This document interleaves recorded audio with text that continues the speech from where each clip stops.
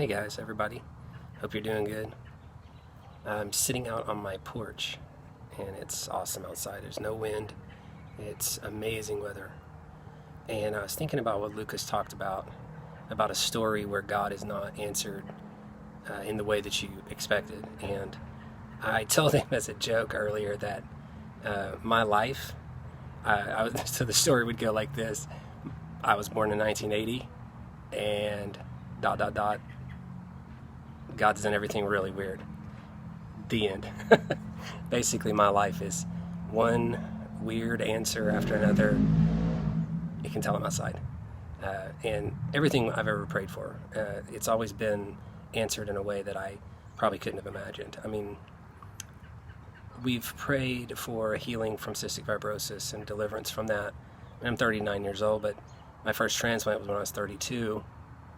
So for 32 years we prayed, hey God, we really need you to heal this. And I always imagined, he would snap his fingers and lightning would strike or something amazing and I would just immediately be healed. And I actually still believe he can do that, but that's not what he chose to do. In fact, he is choosing to have me do a lung transplant and then another in 2014 and a kidney transplant in 2016. And even now, what I'm going through most of the time wouldn't be what I chose at all.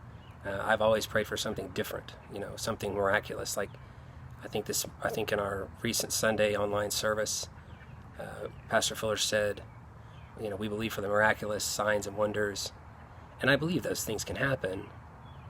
But in my life, God has not answered that way. Not in the way that we see in the Bible where he just snaps his finger and you're just perfect. Instead, he's chosen some strange paths. My first transplant, of course, was a monumental life changer, and some of the things I got to do after that I never could have done before.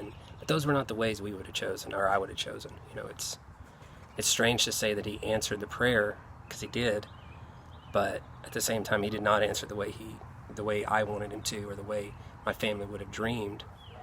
We read about the Jesus in the Bible that snaps fingers and people are healed, or says something strange like spit in somebody's eyeball, or something weird. But that's not what happened. And I think I say all that just to say the answers that you're receiving from God aren't, I don't know, the majority of my life they've always just been weird. So, if you fall in line with that, leave a comment, tell your story, whatever you want to do, but just know that when you pray, he does hear. And I think that's the most important aspect of tonight's youth lesson, which is when you pray, he hears no matter what. And he always answers. It's just we don't like the no answer. But the nice part is we can ask again, and I believe he will do it. And that's why we keep asking. Why not? We don't ask it because we believe we have a God that can do anything. He created the earth. He created everything we've ever seen. And it would be remiss in our duties to just ask and be happy with nothing. We would continually ask, and literally that's what the Bible says, just to keep asking. And that can get tedious a lot of times. So just wanted to share that story because my life is basically all of that. It's God answering prayer in the weirdest way possible.